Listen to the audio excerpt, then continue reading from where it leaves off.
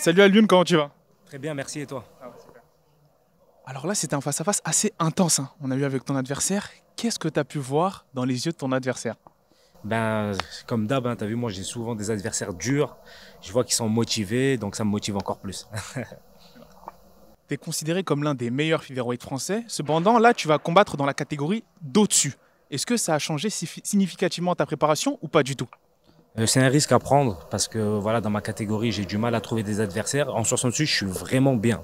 Tu vois, en 66, je suis vraiment bien. Après, en 70, des fois, ben, c'est pas le même rapport de la force, tout ça. Mais après, bon, on peut s'adapter et voilà, ça reste un fight avant tout, quoi. Tu combats dans cet événement inédit du 100% Fight Classico. Unique combat international de la carte, si je ne me trompe pas. Tu es connu pour être très explosif. Peut-on s'attendre à voir un jaguar sauvage dans la cage demain face à Felipe? Malheureusement, je sais rien faire d'autre, donc je pense que ça va être comme d'hab, hein. On va essayer de finir par tous les moyens possibles. Voilà.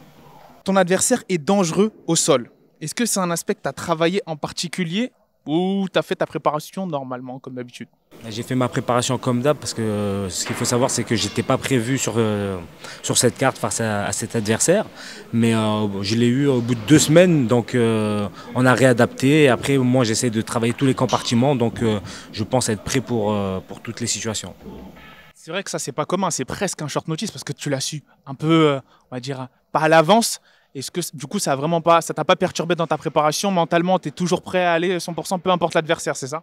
Non, je me sentais bien, je m'entraîne bien, je suis bien entouré. Donc voilà, et après, il y a juste des petits points à réadapter. Et après, on fait notre taf, hein, il n'y a pas de secret. Je sais que tu es concentré à fond sur l'opposition de demain, mais en cas de victoire sur Felipe, on l'espère, est-ce que toi et ta team avez déjà réfléchi à la suite? Un adversaire en particulier ou une orga en particulier? Parce qu'on sait que tu as gagné déjà pas mal de choses en France, hein, je ne vais pas dire tout gagné, mais presque. Est-ce que tu as quelque chose en particulier? Oui, clairement, bah, avant ce combat-là, déjà, avec mon équipe, on visait l'étranger. Après, voilà, moi, j'ai eu la possibilité de combattre en France, donc c'est quelque chose que je ne refuse pas parce que j'aime bien quand mon public vient me voir et justement me faire connaître aussi en France parce que c'est bien de combattre à l'étranger, mais quand tu n'es pas connu où tu habites, c'est pas top et c'est même pas vendeur pour les grosses organisations parce que quand tu arrives, tu es le français mais que personne ne te connaît chez toi, c'est pas top non plus. Donc c'est pour ça que moi, j'ai voulu en priorité combattre en France.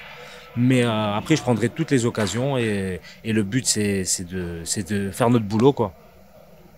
Enfin, demain, on sait que tu as visé le finish, mais plus qu'un KO, est-ce qu'une soumission sur ce dangereux Brésilien te satisferait plus? Oui, clairement, clairement. Tant qu'il y a un finish, je prends. Après, attention, quitte à, ça se trouve, je vais peut-être aller à la décision, je ne vais pas prendre de risque. On va voir mon humeur de demain, mais le but, j'ai envie de faire un beau combat. Vraiment faire un beau combat pour le public et montrer que voilà, on a des bons combattants en France et il n'y a pas que ceux qu'on nous met en avant tout. Récemment, on a vu qu'il y avait pas mal de bruit qui, comme l'a dit Hatch dans la dernière interview, qui s'est dit sur toi. Tu as été pas mal mis en avant, plus que d'habitude. Comment tu as appréhendé tout ça? C'est un peu cette lumière soudaine sur ta personne, sur ton entraînement, on va dire ta performance, ça te met pas plus de pression que d'habitude? Non, j'arrive à vraiment faire la part des choses. Donc non, ça ne me perturbe pas. Après, je me dis que voilà, je commence à arriver peut-être à la place que j'aurais dû être il y a quelques années. Après, c'est juste que moi, je n'étais pas vendeur, encore une fois, parce que je me dis il faut s'entraîner dur, il faut prouver en combat.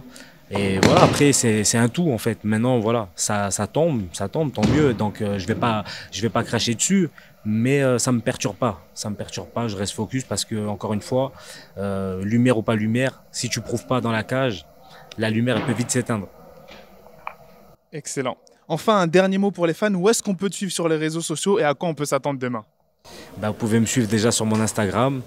N'hésitez pas à me suivre, à liker. Je mettrai de plus en plus de vidéos pour vous faire partager un petit peu mes entraînements, mon quotidien. J'ai l'équipe au menu du jour aussi qui m'aide pour la visibilité. J'ai commencé d'ici peu avec eux et ça se passe très bien. Il y a la transpiration aussi qui donne de la force.